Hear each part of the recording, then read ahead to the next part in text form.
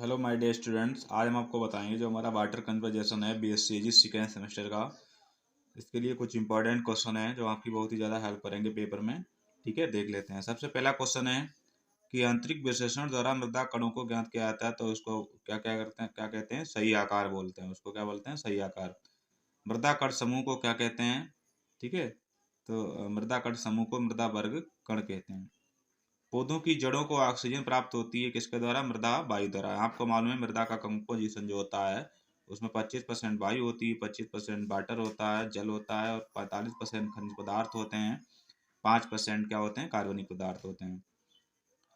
तो उस इसके बाद है ऊसर मृदा का क्षेत्रफल किस राज्य में सबसे अधिक है? तो सबसे ज्यादा जो ऊसर मृदा पाई जाती है तो हमारा वो उत्तर प्रदेश है। ठीक है, किसमें पाई जाती है? उत्तर प्रदेश में सबसे ज्यादा ऊसर मृदा पाई जाती है। अनाज वाली फसलों के लिए एनपीके का जो अनुपात होता है वो कितना होना चाहिए? तो देखो, अनाज वाली जो फसलें होती हैं 4:2:1 रेशियो इनका होता है। किसके लिए? अनाज वाली फसलों के लिए।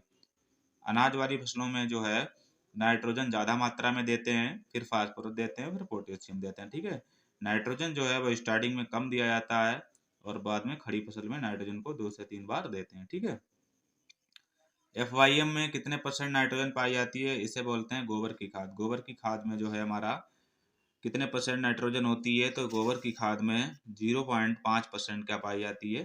नाइट्रोजन पाई जाती है। ठीक है, इसके बाद है वर्षा। वर्षा को किस यंत्र द्वारा नापा जाता है? तो वर्षा को जो है वो वर्षा मापी द्वारा नापा जाता है। किसके द्वारा नापा जाता है? वर्षा मापी द्वारा। ठीक है, इसे रेंगेज बोलते हैं इंग्लिश में। ठीक है, आधुनिक भूमि संरक्षण के जो जन्मदाता है, मॉडर्न जो संरक्षण के मतलब क्या होता है? संरक्षण के मतलब होता है बचाव करना। ठीक है, किसी भी चीज का बचाव करना क्या कहलाता है? संरक्षण कहलाता है, कन्वर्जेशन कहलाता है। और जैसे भूमि का बचाव कर रहे हो तो इसके जो आधुनिक फादर हैं वो एच बेन, ठीक है, बेनीट है। कौन है? एच बेनीट। ठीक, इसके बाद है काली मृदा किस राज्य में अधिक पाई जाती है? तो काली मृदा जो है वो हमारे महाराष्ट्र राज्य में अधिक पाई जाती है। और काली मृदा जो है वो किस फसल के लिए सबसे अच्छी होती है? तो हमारी कपास की खेती के लिए सबसे अच्छी मानी जाती है काली मृदा। ठीक है, इसके बाद दलहनी फसलों में नाइट्रोजन एनपीके का अनुपात कितना होना चाहिए? तो देखो, जो दलहनी फसलें होती हैं, दाल वाली फसलें होती हैं, उनके अंदर राइजोबियम बैक्टीरिया होता है जो वायुमंडल की नाइट्रोजन का स्त्रीकरण करता रहता है। तो इनको जो है वो नाइट्रोजन कम मात्रा में दिया जाता है, फास्फोरस जो है वो दिया जाता है। ठीक है, क्योंकि इनके अंदर वो बैक्टीरिया नाइट्रोजन का फिल्ट्रेशन वायुमंडल से करता रहता है और प्रोवाइड कराता रहता है। तो इसका अनुपात होता है 1:2:1 होता है। ठीक है, अगर आपने अभी तक मेरे चैनल को सब्सक्राइब नहीं किया, सब्सक्राइब कर लीजिए, जिससे और भी आपके आने वाले क्लास हैं वो आपकी हेल्प करेंगे। ठीक है, फायदा करेंगे। और इस क्लास को शेयर भी कर दीजिए, जिससे और भी स्टूडेंट को फायदा हो जाए। इसके बाद एक क्ले मृदा के जो कणों का व्यास होता है वो कितना होता है? यानी कि जो क्ले मृदा होती है इसका जो, इसे बोलते हैं हम लोग चिकनी मृदा भी बोलते हैं क्ले मृदा को। तो इसका जो व्यास होता है 0.002 से भी कम इसका क्या होता है? व्यास होता है। इसके बाद है भारतीय मृदा एवं जल संरक्षण संस्थान कहाँ पर स्थित है? तो भारतीय मृदा एवं जल संरक्षण संस्थान जो है हमारा देहरादून में स्थित है। कहाँ है? देहरादून। ठीक है, देहरादून कहाँ पड़ता है? उत्तराखंड में पड़ता है। भारत में वार्षिक वर्षा का औसत कितना है? 120 सेंटीमीटर है वार्षिक वर्षा।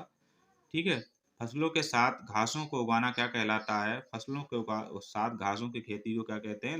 ले फार्मिंग बोलते हैं। क्या बोलते हैं? Ley farming. जब हम फसलों के साथ घासों को उगाएंगे तो उसको हम बोलेंगे ले फार्मिंग बोलेंगे। ठीक है, इसके बाद है मृदा अपरदन कितने प्रकार का होता है? तो मृदा जो सॉइल इरेजन होता है, सॉइल इरेजन क्या होता है? जो मृदा की उपजाऊ जो परत होती है ऊपर वाली वो कट के बह जाती है।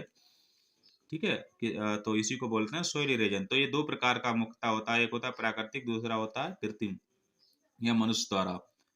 ठीक है, मनुष्य द्वारा खादान वहन किए जाते हैं तो उससे मिट्टी कट जाती है।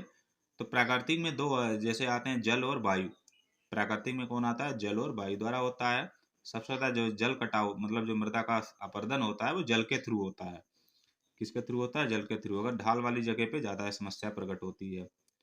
इसके बाद है केंद्रीय मृदा जल संरक्षण बोर्ड की स्थापना कब हुई थी? 1953 में हुई थी। एग्रोस्टोलॉजी किसका अध्ययन कहलाता है? घास का। घास का अध्ययन क्या कहलाता है? एग्रोस्टोलॉजी कहलाता है। यानी कि एग्रोस्टोलॉजी में किसके बारे में पढ़ते हैं? घास के बारे में पढ़ते हैं। इसके बाद एक पहाड़ों पर ढाल के विपरीत की जाने वाली खेती क्या कहलाती है? कंटूर खेती कहते हैं। इसमें हम लोग क्या करते हैं?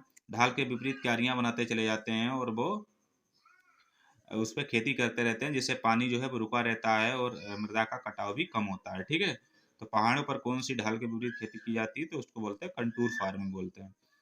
CSWR जो TIA कहाँ पर स्थित है, तो ये भी हमारा देहरादून में स्थित है। ठीक है, कहाँ स्थित है, देहरादून में। तो ये क्वेश्चन बहुत ही इंपॉर्टेंट क्वेश्चन है, इनको आप जरूर पढ़ लीजिएगा। क्लास हमारा पहला है जो आपकी बहुत ज़्यादा हेल्प करेंगे पेपर में। ठीक है, अच्छे तरीके से इनको लर्न करके जाइएगा, पेपर में आपकी बहुत ज़्यादा हेल्प करेंगे। ठीक है, थैंक्स फॉर